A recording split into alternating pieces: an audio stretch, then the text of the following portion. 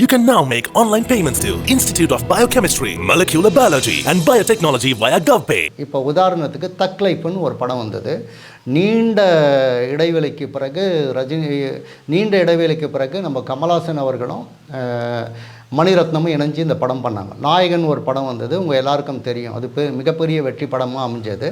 ஆனால் தக் லைஃப்ன்ற ஒரு படம் சிலம்பரசனும் கமல்ஹாசனும் நடித்தாங்க. இந்த படம் ஏன் போகல, எதுக்கு போகலன்றத எத்தனை பேருக்கு தெரியும் தெரியாது.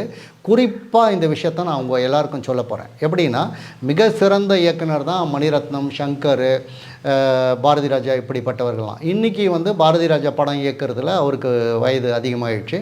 ஆனால் மணிரத்னம் இன்றைக்கும் படம் இயக்குறாரு, கமல்ஹாசனும் நடிக்கிறாரு, அதே மாதிரி ரஜினிகாந்த் அவர்களும் நடிக்கிறாரு, சங்கரும் இயக்குறாரு. சங்கர் கூட ஒரு மிகப்பெரிய இயக்குனர், நல்ல இயக்குனர். அவர் சிவாஜின்ற படத்தில் ரஜினிகாந்தை தலைக்கீழாக மாற்றினவர். அதாவது சிவாஜிக்கு முன் சிவாஜிக்கு பின்னு பார்க்கலாம். அதில் பார்த்திங்கன்னா அவருடைய விஷயங்கள் மிக அற்புதமாக இருக்கும்.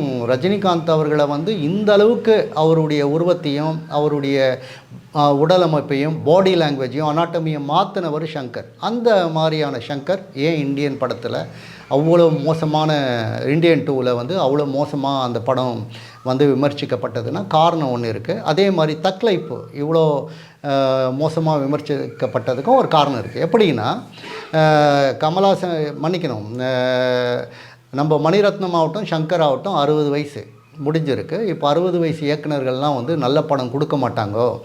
லோகேஷ் கனகராஜ், நெல்சனு, அட்லி இந்த மாதிரி தான் இயக்குனர்கள், இளம் இயக்குனர்கள் தான் படம் கொடுப்பாங்கன்னு பேசுகிறாங்க. அது பொய். அது எப்படின்னா, இவங்க செய்த தவறு என்னென்னா, மணிரத்னம் இப்போது அவர்கிட்ட இருக்கிற அசிஸ்டன்ட் டைரக்டர் 10-15 பேர் பார்த்திங்கன்னா ஒரு லேப்டாப்போட விஸ்காம் ஸ்டூடெண்ட்ஸு நல்லா படிச்சுட்டு விஸ்காம் ஸ்டூடெண்ட்டோட அவர் கூட இணைஞ்சிக்கிறாங்க. இப்போ அவரும் என்ன பண்ணிட்டார்னா, இந்த 50 வயசுக்கு மேலே இருக்கிற அப்போது வேலை செய்தவங்கலாம் இப்போ யாரும் அவர் கூட வச்சுக்கல.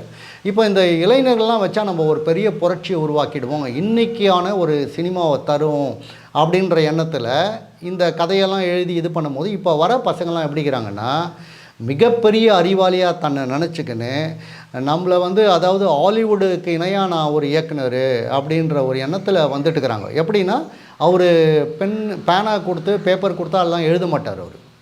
அவர் டைரெக்டாக, அதாவது நேரடியாக மொபைலில் வாட்ஸ்அப்பை ஆன் பண்ணி அதில் அவர் பேசுவார். பேசினவுடனே அப்படியே அந்த கதை தயாராகும். அப்படியே அது சிஸ்டமில் ஏற்றுவார், அது வேர்டில் போடுவார், அங்கேயே என்ட்ரு பண்ணுவார், அங்கேயே காட்சி அமைக்குவார், அங்கேயே வசனத்தை போவார். இந்த மூளைக்கு எதுவுமே வேலை இருக்காது. நீங்கள் பெண்ணை எடுத்து எழுதும் போது ஒரு எழுத்து அந்த தொடரும் எப்படி வரும்னா, நமக்கே தெரியாத சில விஷயங்கள்லாம் அந்த பெண் எழுதும். அந்த மூளை நமக்கு அறிவுறுத்தும். அது அப்போது எழுதுகிற போது வர ஸ்கிரிப்ட் தான் அந்த காலத்தில் இருந்த படங்கள்.